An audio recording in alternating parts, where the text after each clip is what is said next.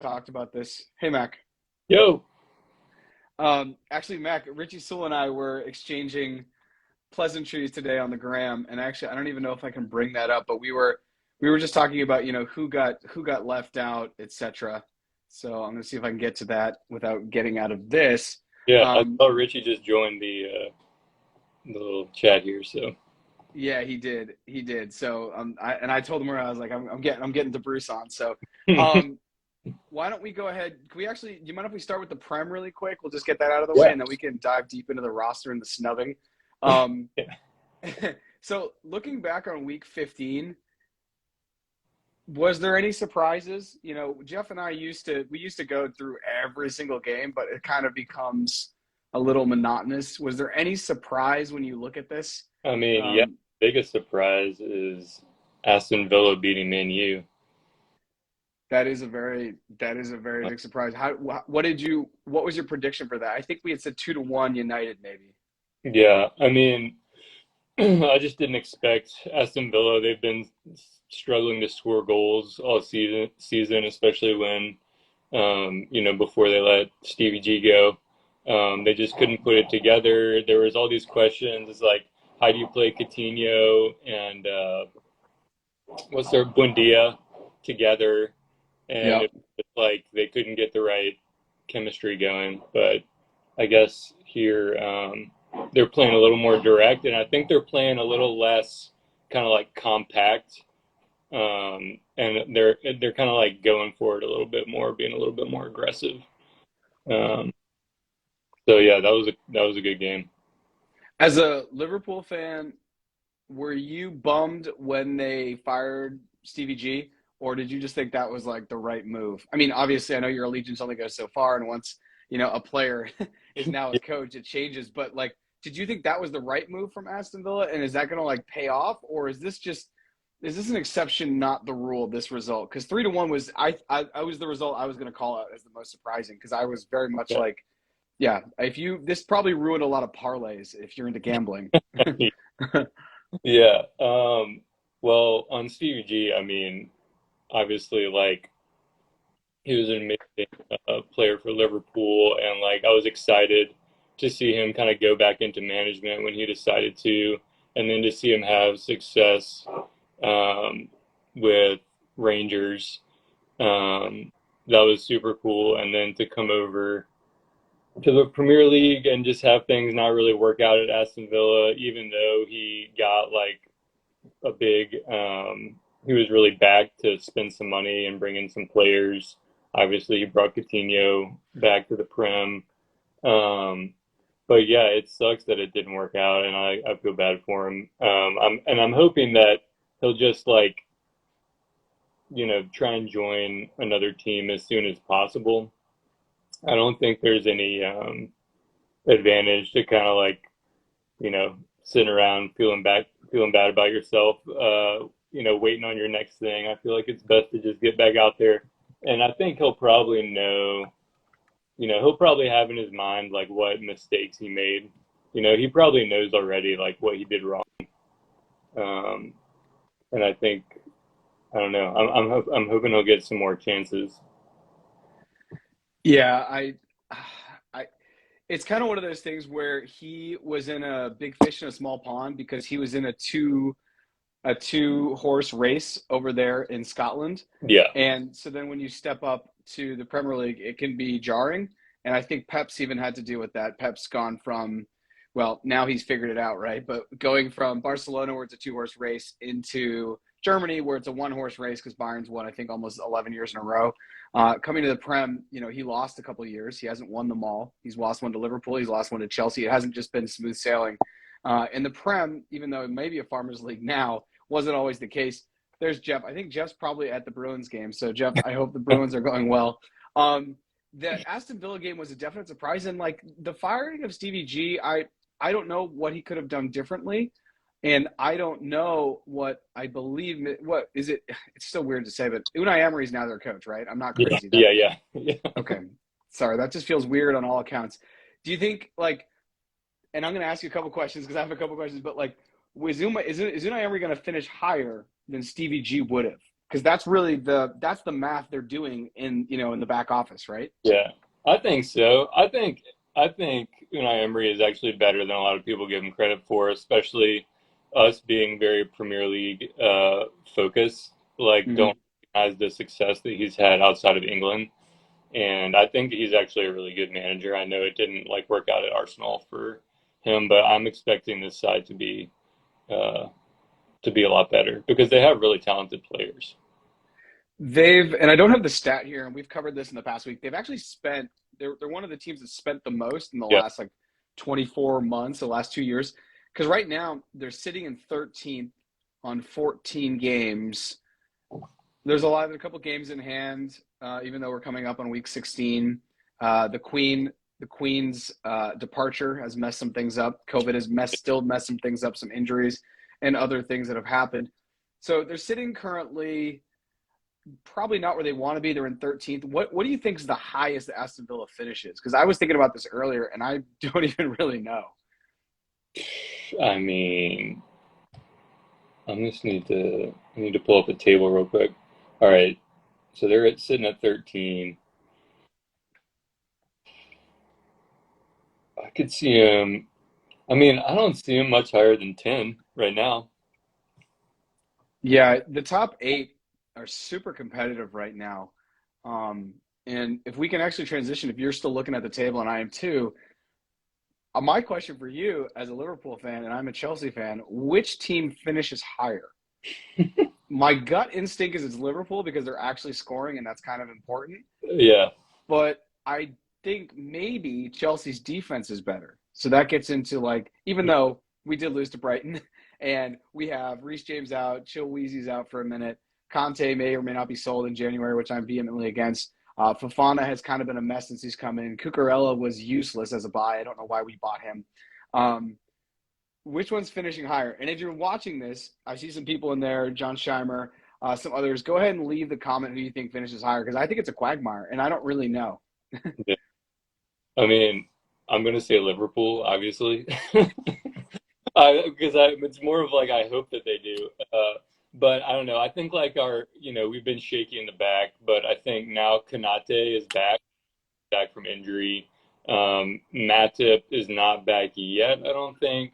But I feel like as long as we've got Van Dijk and one of those two, like we'll be we'll be solid.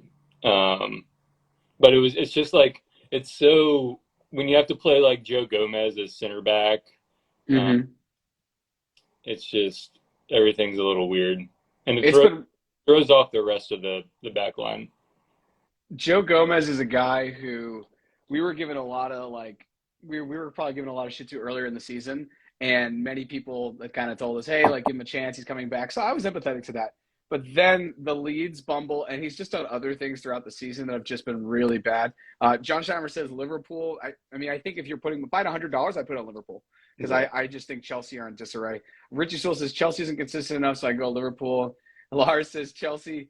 Hopefully, is that Lars Nelson yeah, like the Lars Nelson? yeah. Lars, good to see you. I haven't seen you probably a decade. um, yeah, I think Liverpool are the bet. And then so here's the thing: looking at the table, I'm going to read out the table. Right now, Arsenal's in first, Man City's in second, Newcastle's in third, Tottenham's in fourth. Man U have done really well. They're all the way up to fifth. Brighton is still holding it at sixth. Then you have Chelsea in seventh, Liverpool in eighth. All those teams have basically played the same amount of games except for Tottenham and Newcastle are on 14. The rest are on 13. I think Chelsea and Liverpool are just going to be fighting for top four this season. Does that seem reasonable? Yeah, sure. And I mean, you just never know, especially with Liverpool this season. I mean, we beat City and Napoli, and we lost to freaking, Fulham Nottingham. and Nottingham, yeah, or whatever, yeah. So Yeah, it's just quite the a vibe. roller coaster. Uh, Richard Sewell says, "I hope Chelsea finishes higher." I mean, that is the hope as a Chelsea fan. I mean, I don't see like we normally figure out a way to get into Europe. So my hope is that we have enough talent that in the second half of the season we can get ahead of Brighton.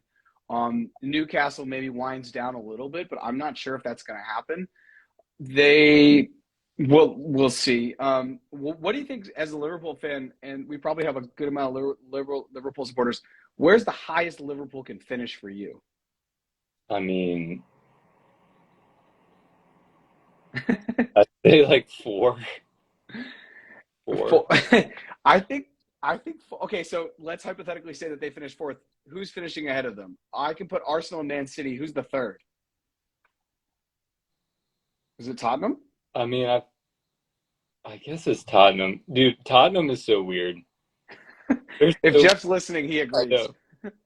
It's just like every time they play, it's so negative. It makes you feel awful when you watch it. And then sometimes they randomly win, I mean, it like works out. And like they have super talented players, especially Harry Kane and Son up top.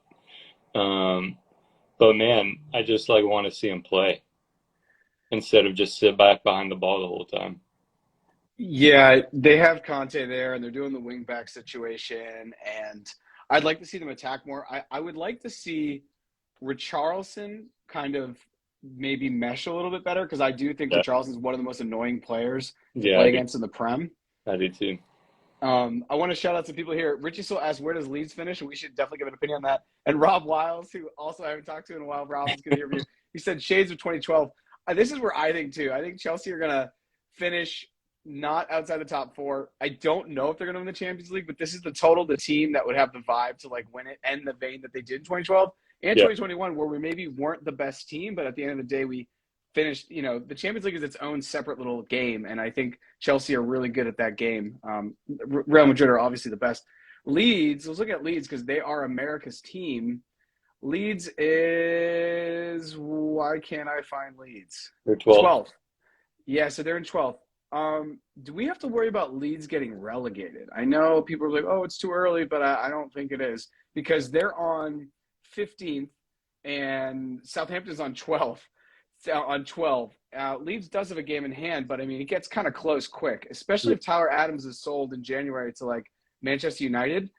And they lost, obviously, Calvin Phillips to Man City. I think if he Wait, leaves, they're going to really Tyler go Adams hole. could play for Man United? That's rumored. That's rumored. What?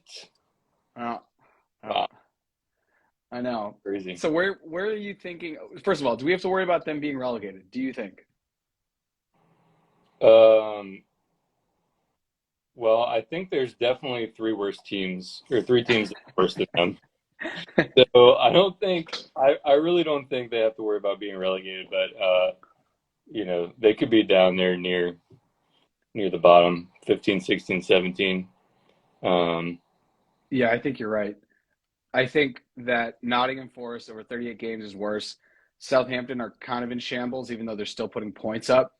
Uh, Bournemouth are also kind of abysmal. But the thing that's really interesting is like, you're like looking at these teams. You look at Nottingham Forest, for example. Yeah, they're on negative 20 goal differential, but they have 10 points. And like Derby County, I think in 2011 or something like that, they only had 11 points total. They tied 8 games and won one.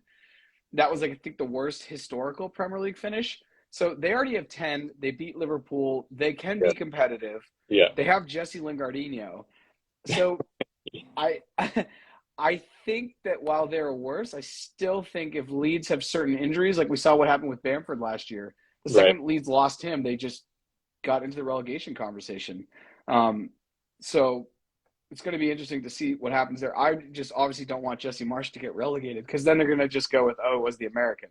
Yeah. Um, do you, Well, go ahead. no, I was going to say, do you want to look ahead? We can look at the match day 16 because that is Yeah, coming up. yeah, yeah.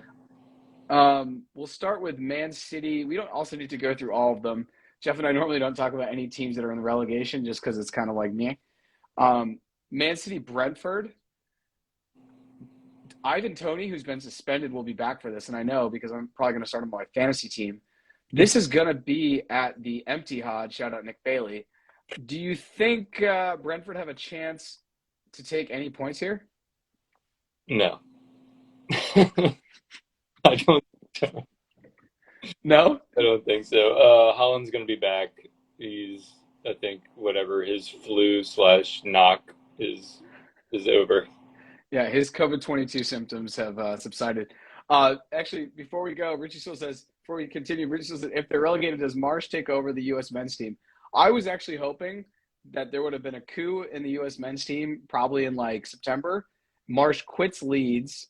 They hire somebody else, bring back Bielsa, whatever, bring out somebody else, hire Zidane, get someone else over there. And then he takes over right before the World Cup because I just think it would be such vibes. And Harrison and Adams are already with him. So Yeah, I think it'd be awesome if he could coach the national team at some point. Um, and I don't like Greg Berhalter. We can talk about this later, but we've been screwing Berhalter out for probably better part of a year. Liverpool, Southampton. Southampton's in relegation, so I'm assuming you guys win this game. If you don't, that's not good. yeah, win it. Yeah, gotta win it. Did they fire Hasenhüttl? Yeah, he They was did. recently fired, recently Yeah. asked to leave. So I don't know. I don't know who they've got going on as a coach, but yeah, that one's at Anfield. I don't feel like there's a chance that Southampton pick up any points there. So we'll see. Bournemouth, Everton is actually going to be like, these are these wooden spoon matches that are kind of like mid-table that are going to be really, really competitive. Yeah. So, I mean, Everton's weird. Like they beat the shit out of Crystal Palace, but then they're still Everton. Their defense is getting better, but I think Everton win this. It is at Bournemouth, but what are you thinking? Um, I'm gonna say Bournemouth win it. Um, Okay. yeah, yeah. I don't know. I've been surprised. Like Bournemouth has had some pretty decent results recently, even though um, I think they're still pretty far down towards the bottom. Yeah, they're 17. Um, but yeah, Everton. I just feel like they don't have anything going forward.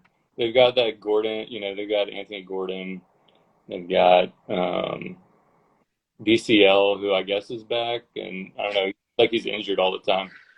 I mean, he's playing. I don't know if he's back. Yeah, yeah, definitely not. He's running around on the field.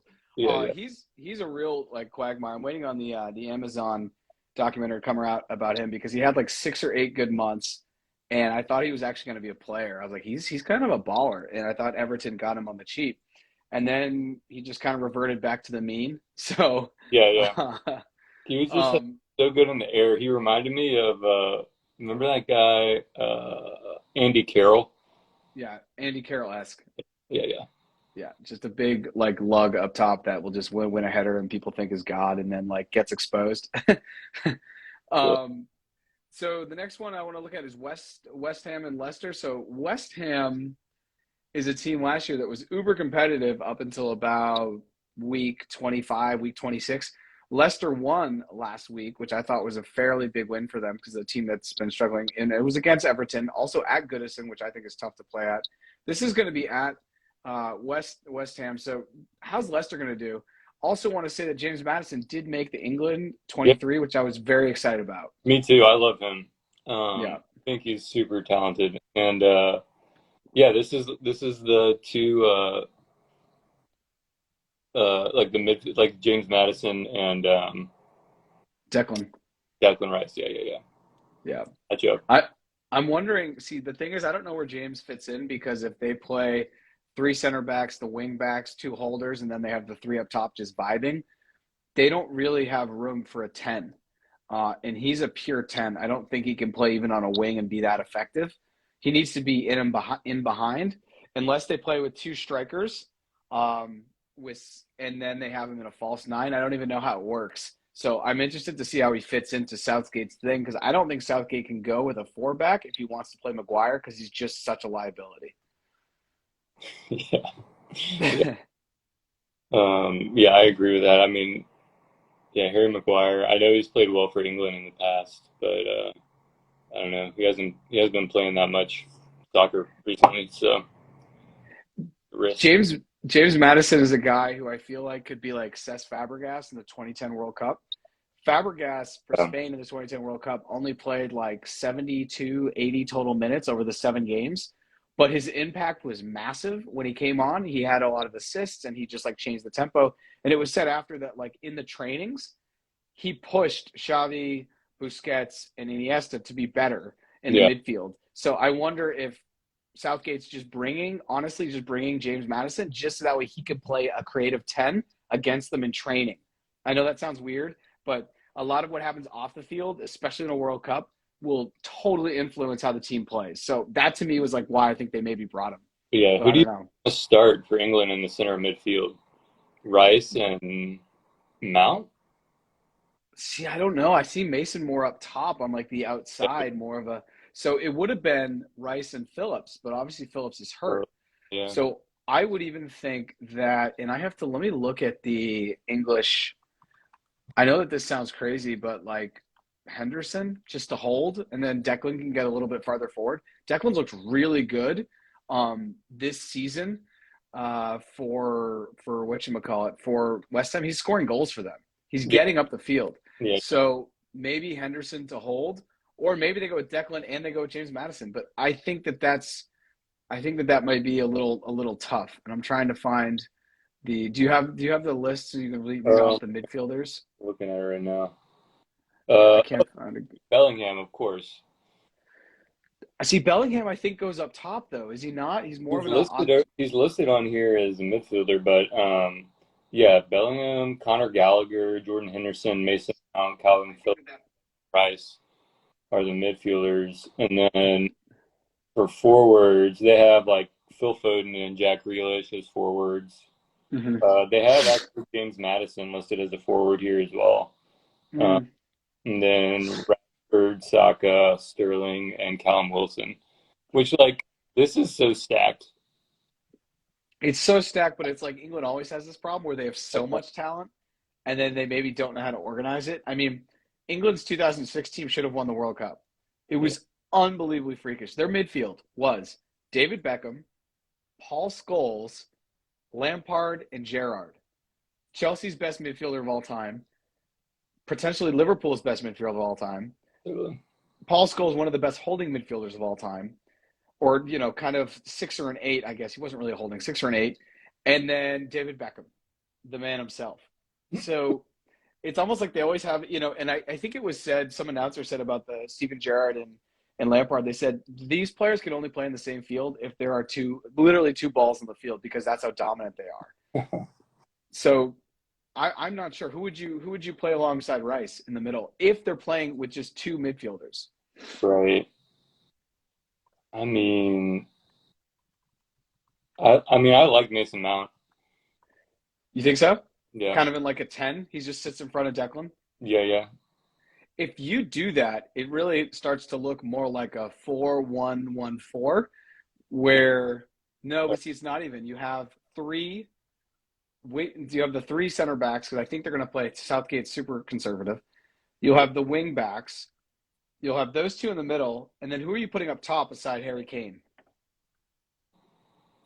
I think in terms of like who's in form right now, Foden. Yeah, Foden. Yeah, no, I mean, I think for me, Foden. I think he's one of the best players in the Premier League pound for pound. Who else?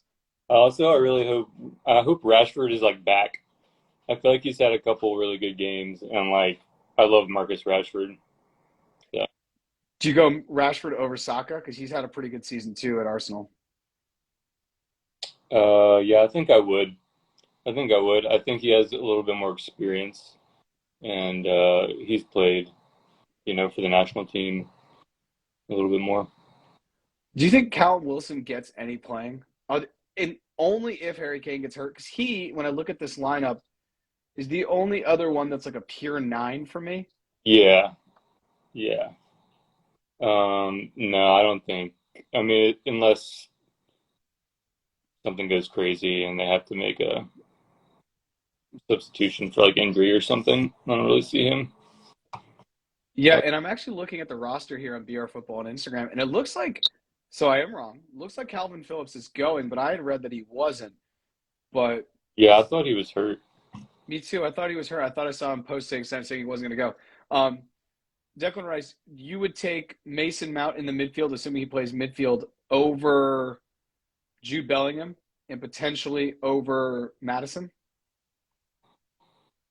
I think so. I Yeah. guess Bellingham. I mean, I don't know. I guess Bellingham's probably the best. If you're just taking like who is the best player out of those, I think it's probably Bellingham. But I don't know. I want to see Mason Mount out there. Um, I like what he brings. I think Mason Mount is out of the midfield, out of Bellingham and Madison, the best two-way player.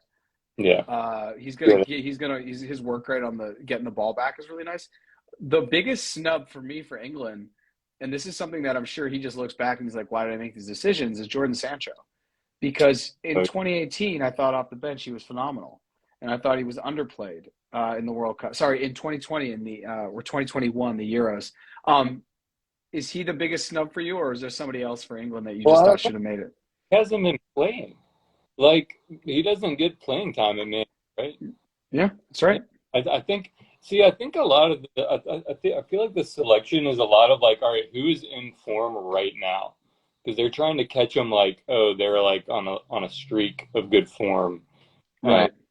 I feel like there's a lot more of that going on with these selections than just like who do we think overall is like the best player like over time, you know?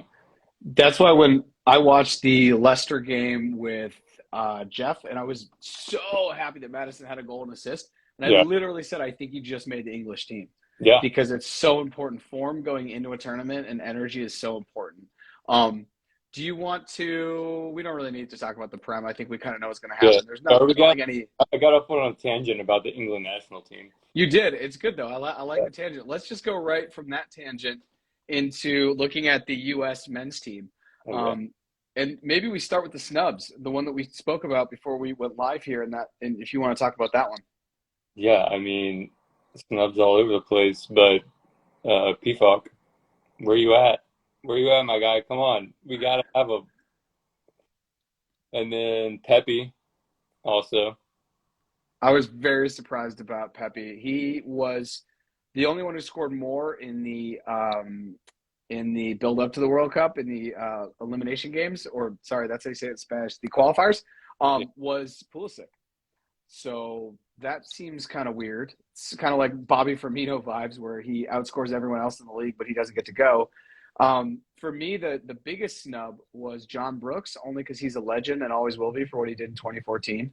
yeah, Um, but I'm interested to see that they went with Long over Brooks. I mean, he's an MLS guy. Yes, he's good. I get it. I think he's even a DP, but I think Brooks is better. Brooks plays in a better league week yeah, in and week out, and he's been playing well. So the snubs that ESPN FC highlighted were PFOC, Pepe, Brooks, and do you think Stefan was a snub? Zach Stefan. yeah. I mean, I don't know. I feel like with goalies, it's so hard to pick them because it's like I don't know. For me, it's hard to tell like sometimes when a goalie is like in form or not. Uh, Yeah. but yeah, I mean, I guess I mean I feel like he should at least be part of the squad. But Yeah, I was surprised by that. I figured he'd at least make the squad, but I always was advocating ever since Turner. I just think Matt Turner's an absolute beast. yeah, Um, yeah. So we'll see. But let's look at the roster. So for goalkeepers that made it over Stefan, you have Horvath, um, Sean Johnson, which was a surprise for me, and Matt Turner. Now, Sean Johnson did win the MLS Cup last year, and Horvath did have that penalty save a while back that was pretty uh, incredible. yeah. I remember that. Yeah, so these are kind of like moments, maybe. Defenders, you got Carter Vickers, you have Dest, you have Long, Shaq Moore, Anthony Robinson, Joe Scally. Love to see that. Uh, DeAndre Yedlin and Walker Zimmerman and Tim Ream. There he was, Tim Ream. Tim Ream, Um, my guy, he's coming on strong. Tim Ream is a guy who has not been in any of the qualifiers, and he I was just know. getting snubbed. And I'm super happy that he's in because I'm like, how are you taking all these guys who are in the MLS when he literally is playing against Man City, Yeah, Liverpool, Chelsea week in and week out? So yeah, and they're playing great. I mean, Fulham is like way outperforming. For like the first time up in the Prem for a while. So If Yeah, I was super happy to see him on there, and he's like, he has a lot of experience, and he'll be good, I think, in the dressing room. He's a captain for Fulham, so which is really incredible to have a U.S. a gringo or an yeah. American, as we say, as captain.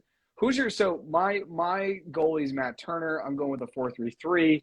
I'm going to go with Destin Anthony Robinson. I'm giving you the difficult decision of figuring out who you're putting at center back. Tim Ream and somebody else. Who's the for me? I don't know who the other center back I don't really is. know the other ones. This is where I wanted John Brooks or I wanted Matt Miazga. Matt Miazga has really kind of fallen into obscurity, but I was thinking John Brooks and Tim Ream. That to me would be my like pick. Yeah, Brooks is the one I know the most. Rob Wiles is saying Zimmerman. I think Zimmerman's going to get the. I think Zimmerman's going to get the nod. He played a lot in the qualifiers, and this is Will. Will, who's killing everyone in fantasy, says, "Yeah, he feels bad for Bobby. That must be for our Bobby Firmino comment. He's a Uh, huge Liverpool fan." Um, Especially since Brazil has a good chance to win it. And I mean, if they win it and then you just don't go, it sucks. That sucks. I think it will be Zimmerman and Ream, just two big lugs. We'll see how that works out, and then some speed on the wings. In the midfield, who's your if we're going with the 4-3-3, which I believe they are going to go with, who's your three in the middle? I mean, Tyler Adams, McKinney,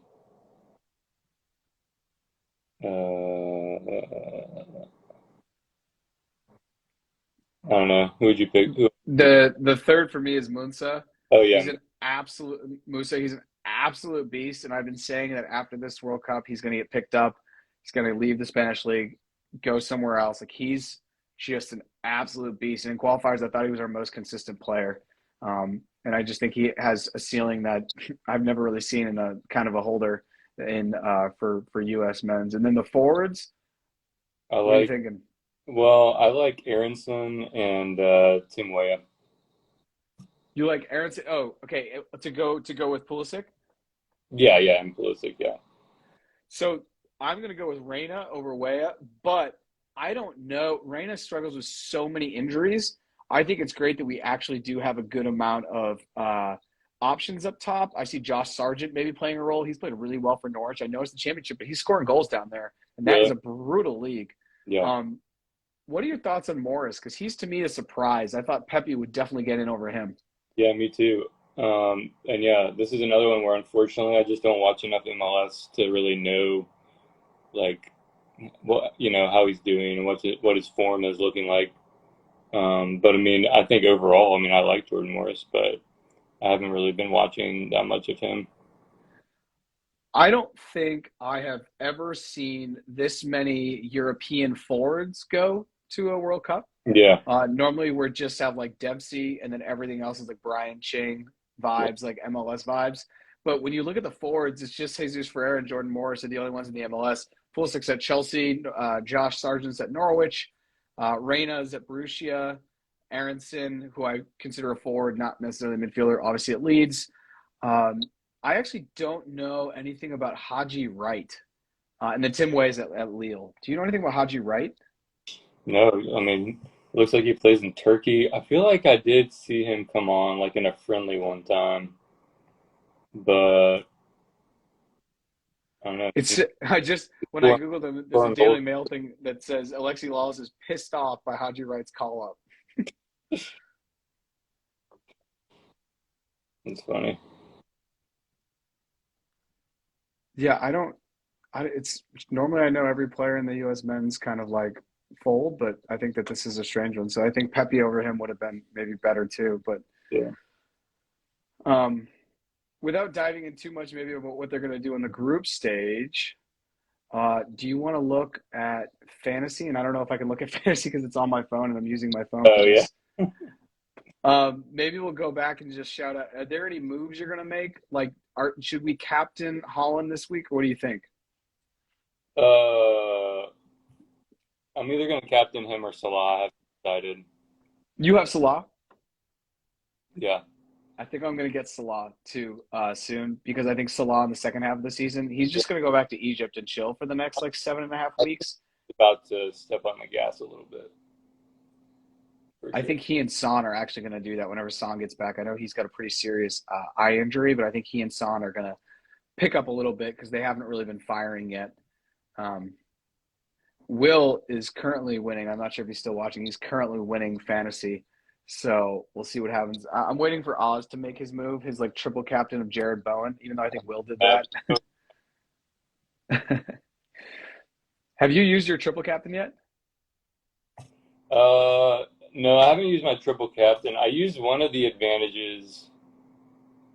What was it? Oh, I like changed my whole team up because it was that week where like the games were canceled and I like wasn't gonna have any points. So I was like, no, I'm just gonna use it now and like pick who's so I could have players who are actually playing that week.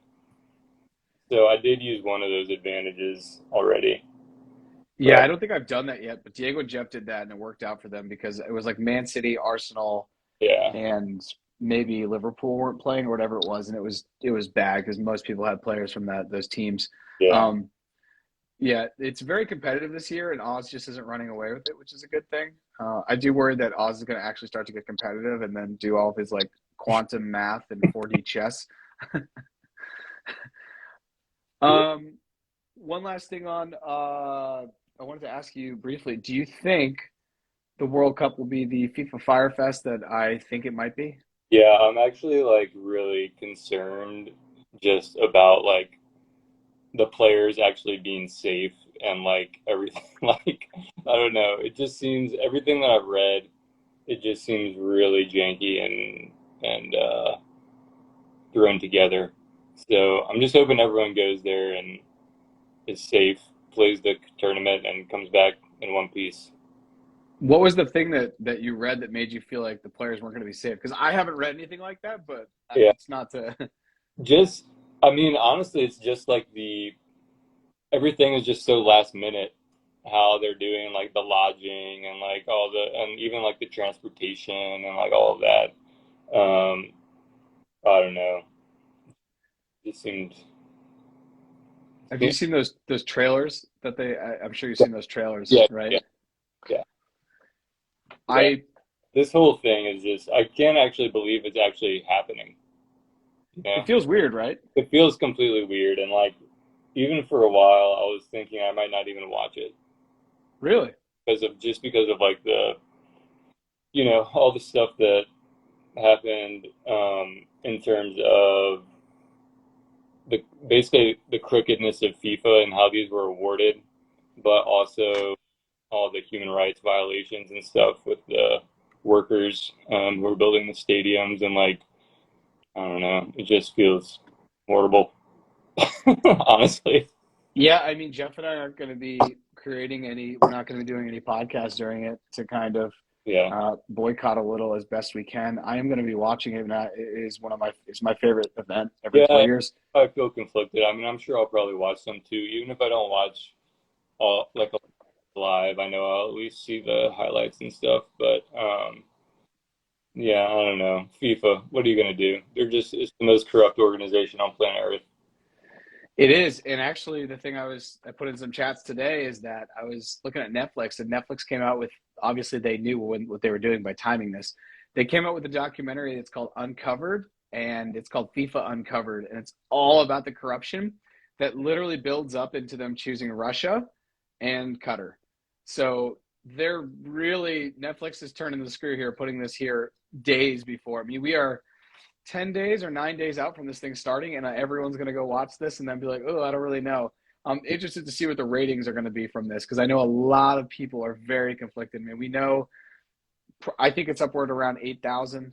The Guardian says it's 6,500, but it's probably more migrant workers who were killed to build these stadiums. And that is something that, like, I'm actually surprised the UN hasn't stepped in and said, like, okay, this is not good. Horrific, for Yeah. sure. So, well, I think we'll end it there. So, Uh, yeah, on that high note, everyone watch the Premier League this year. This week, it is interesting because the Premier League plays this weekend, and then so we have match day 16 this weekend, November 12th, and then match day 17 isn't until Boxing Day or December 26th. right. So that's quite a ways off. And I was actually looking up because I was curious.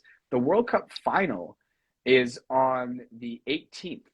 So if you're an English player Oh and my, you play in the final, you have 8 days after until you have to play in the Premier League. This is so poorly done.